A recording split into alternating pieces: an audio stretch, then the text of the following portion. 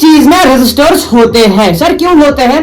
क्योंकि वो resistance provide करते हैं। किस लिए प्रोवाइड करते हैं? जब कभी कभार करंट बहुत ज्यादा आती है वहां से। ये रेजिस्टर्स है और ये इनकी कलर कोडिंग है। यहां पर अगर करंट है 5 एम्पियर तो यहां पर भी होनी चाहिए 5 एम्पियर और यहां पर भी होनी चाहिए 5 एम्पियर। ओम्स लॉ हमसे क्या कहता है? V इक्वल टू में I R, V equal to में आई आर। यहाँ रेजिस्टेंस होंगे, यहाँ मैंने 3 ही लगाए हैं। अब 4 भी हो सकते हैं, 5 भी हो सकते हैं, 6 भी हो सकते हैं, अब तो RN। सो हेलो अस्सलाम वालेकुम वरहमतुल्लाहि वबरकातुहू। उम्मीद करते हैं कि आप सब ठीक होंगे, बढ़िया होंगे, अच्छे से होंगे। और यह है हमारा लेक्चर नंबर 10 इलेक्ट्रिसिटी का। और आज के लेक्चर में हम जानेंगे जो आज का हमारा टारगेट है। एक तो है हम रेजिस्टर्स को जानेंगे, रेजिस्टर्स है क्या, और कॉम्बिनेशन ऑफ रेजिस्टर्स।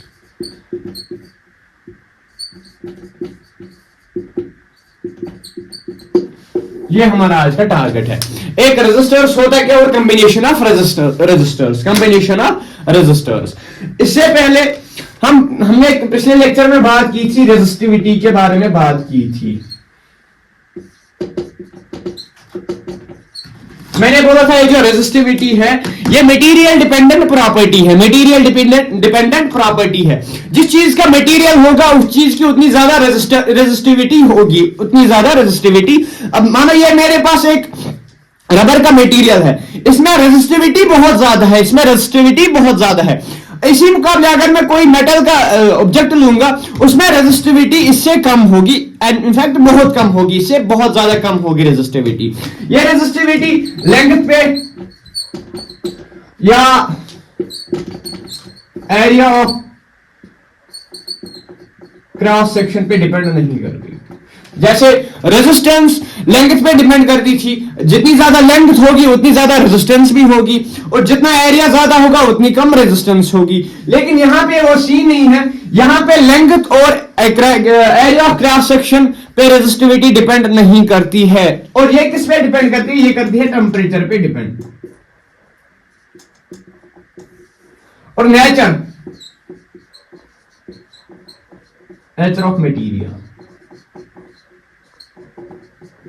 यानी मटेरियल किस चीज का बना है उस चीज पे रेजिस्टिविटी डिपेंड करती है, उस चीज पे रेजिस्टिविटी डिपेंड करती है। तो बढ़ते हैं आज की लेक्चर की ओर। जो हमारा आज का लेक्चर है, जो हमारा आज का जो टॉपिक है, सेक्शन है, पहले हम जानेंगे रेजिस्टर के बारे में। रेजिस्टर होते क्या है? रेजिस्टर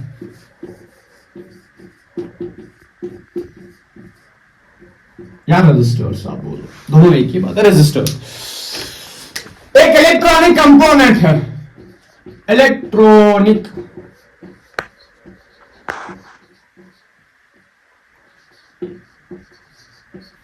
इलेक्ट्रॉनिक कंपोनेंट करते क्या? विच प्रोवाइड्स रेजिस्टेंस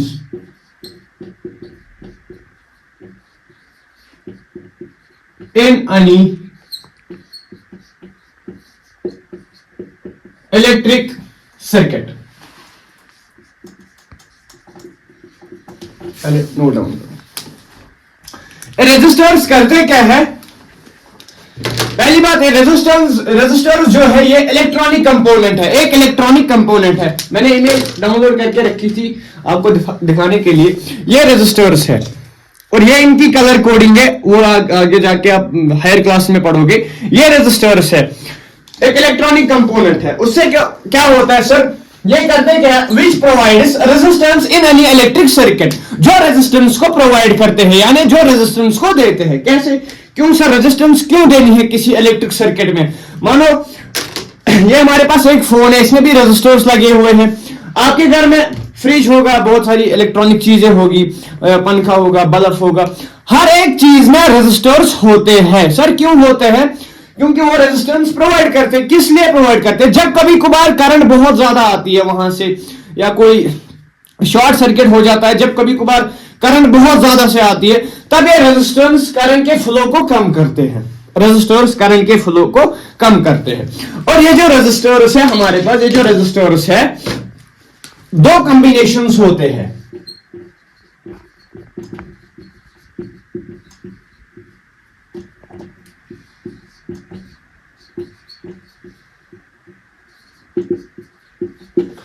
कॉम्बिनेशंस होते हैं। पहला कॉम्बिनेशन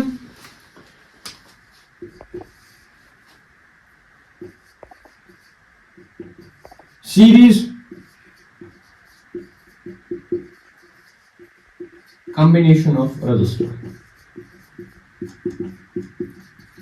पहला कॉम्बिनेशन सीरीज में होता है, पहला कॉम्बिनेशन सीरीज, और second one is parallel combination, और दूसरा जो है हमारे पास वो है parallel combination of resistor, parallel combination of resistor. अब सीरीज कॉम्बिनेशन क्या है और पैरेलल कॉम्बिनेशन क्या है? आज के लेक्चर में हम बात करेंगे सीरीज कॉम्बिनेशन के बारे में, और कल के लेक्चर में पैरेलल कॉम्बिनेशन के बारे में। जस्ट आप पहले उतारो। अब सीरीज कॉम्बिनेशन है, पहले लिखो आप, when there is equal current in resistors, they said to be in series combination, they said to be in series combination। पहले लिखो आप। और इस सीरीज में जो पोटेंशियल डिफरेंस यानी V है वो डिवाइड करता है, V डिवाइड्स। सीरीज कॉम्बिनेशन हम कैसे दिखाते हैं सर्किट में? ये बैटरी है हमारे पास, हाँ,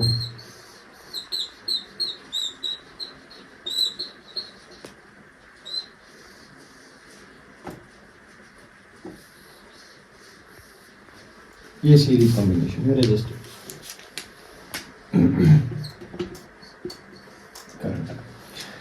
मतलब when there is equal current, when there is equal current in a resistors, जब रेजिस्टर में इक्वल करंट फ्लो हो जाए तब वो हम कहलाएंगे कि ये रेजिस्टर सीरीज में है। फॉर एग्जांपल अगर इस वाले रेजिस्टर में 3 एम्पियर की करंट है तो इसमें भी 3 एम्पियर की करंट होनी चाहिए, और इसमें भी 3 एम्पियर की करंट होनी चाहिए। अगर इसमें 5 एम्पियर की करंट है तो इसमें भी 5 एम्पियर की करंट फ्लो होनी चाहिए, और इसमें भी 5 एम्पियर की करंट फ्लो होनी चाहिए। अगर ये यहाँ पे 3 एम्पियर की होगी, यहाँ पे 2 एम्पियर की होगी, तो सीरीज कॉम्बिनेशन नहीं है, तो वो सीरीज कॉम्बिनेशन। अगर यहाँ पे 6 एम्पियर की करंट है तो यहाँ पर भी 6 एम्पियर की करंट फ्लो होनी चाहिए, और यहाँ पर भी 6 एम्पियर की करंट फ्लो होनी चाहिए। ये बात है इसमें सीरीज कॉम्बिनेशन में यही है। सीरीज कॉम्बिनेशन मतलब जब करंट सेम रहे और V डिवाइड्स हो। अब अगर हमें नेट रेजिस्टेंस ढूंढनी हो, अब अगर हमें नेट रेजिस्टेंस ढूंढनी हो तो हम कैसे ढूंढेंगे? इन तीनों का नेट रेजिस्टेंस अगर हमें ढूंढनी तो हम कैसे निकालेंगे? इसको R1 resistor first, resistor second और R3 रेजिस्टर। करंट तो इसमें सेम रहेगी, हाँ सर। अगर करंट I आ रही है यहां से, इसमें भी I, इसमें भी I और इसमें भी I, करंट सेम ही है इसमें, करंट सेम ही है इसमें, ऊपर लिखा हुआ भी है, करंट सेम ही है। और पोटेंशियल डिफरेंस डिवाइड होगा, और इसमें V1 V2 और V3, V1 V2 और V3, V1 V2 और V3। अब अगर हमें नेट रेजिस्टेंस ढूंढनी हो तो हम कैसे ढूंढेंगे? ओम्स लॉ आपने पढ़ा है क्या है sir? Ohm's law V equal to में IR, V इक्वल टू में IR। सेपरेटली हम इन पे ओम्स लॉ लगाएंगे, सेपरेटली एक एक रेजिस्टर पे हम इन पे ओम्स लॉ लगाएंगे। On applying Ohm's law, on applying Ohm's law.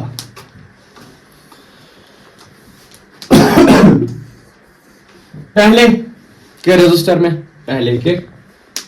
में इसमें V है, V1 इक्वल टू में करंट तो सेम ही I, हाँ सर, और R1।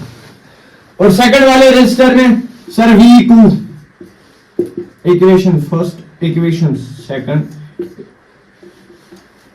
करंट इसमें भी I है और R2। Equation third. और तीसरे के रजिस्टर में सर V3 इक्वल टू में I, इसमें भी सेम ही है, और R3, ये इक्वेशन 4। अब कंबाइन करेंगे हम। ओम्स लॉ हमसे क्या कहता है, V इक्वल टू में IR, V इक्वल टू में IR, यानी V के बदले हम IR लिख सकते हैं, V के बदले हम IR लिख सकते हैं, V के बदले में हम IR लिख सकते हैं। V तो यहां पे, इसके बदले हम IR लिख सकते हैं। हाँ सर, IR लिख सकते हैं। अब हमें टोटल रेजिस्टेंस निकालनी है ना, तो हम लिखेंगे I T, क्योंकि I सेम ही है, R रेजिस्टेंस, T टोटल। पहले सर IR1, ये कहां से आया सर, ये यहां से आया। IRT ये यहां से आया, ओम्स लॉ से आया, ये बात याद रखो, ये ओम्स लॉ से आया।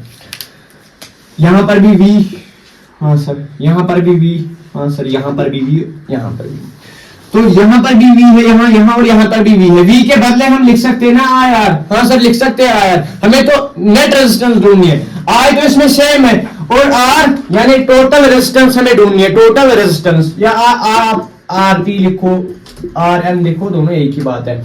कोई RT लिखेगा, कोई RN लिखेगा, दोनों एक ही बात है। IRT किसके बराबर होगा यहां पर सर, पहले IR1 प्लस IR2, और तीसरा प्लस IR3। यहां पर है IRT इक्वल टू में I, इसमें भी है, इसमें भी है, और इसमें भी है, कॉमन निकालो, बाहर निकलेगा, हाँ सर निकलेगा बाहर, और अंदर क्या बचा, R1 plus R2 plus R3, अंदर ये बचा, हाँ सर। इस I से ये I कैंसिल हो जाएगा, और यहां पे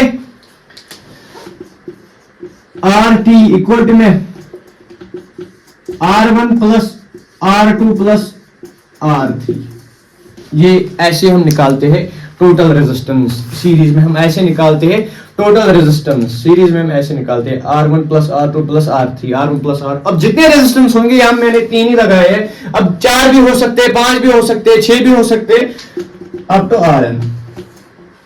अब जितने रेजिस्टेंस होंगे ऐसे हम सम करेंगे, तो वो बराबर टोटल रेजिस्टर के बराबर आएगा, टोटल रेजिस्टेंस के बराबर आएगा।